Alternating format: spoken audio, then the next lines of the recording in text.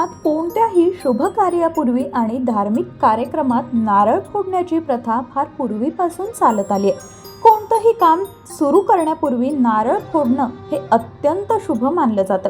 पण शुभ कार्यापूर्वी नारळ का फोडला जातो हे देखील माहीत असणं गरजेचं आहे. खरं तर नारळ हे भारतीय संस्कृतीत शुभ आणि मंगलदायी मानलं जातं, कारण त्याला श्रीफळ असंही म्हणतात. देवांचं हे आवडतं फळ असल्याचंही म्हटलं जातं. नारळाचा बाहेरील पृष्ठभाग अहंकाराचं तर आतील पांढरा मऊ भाग हा शांततेचं प्रतीक मानला जातो. त्यामुळेच अहंकाराचा त्याग करण्यासाठी नारळ फोडण्याची प्रथा असल्याचं म्हटलं जातं.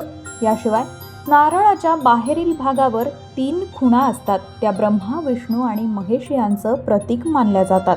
नारळ हे सौभाग्य आणि समृद्धीचंही प्रतीक मानलं जातं. त्यामुळेच कोणत्याही चांगल्या गोष्टीचा शुभारंभ करण्यापूर्वी सकारात्मक ऊर्जेला आमंत्रित करण्यासाठी नारळ फोडला जातो.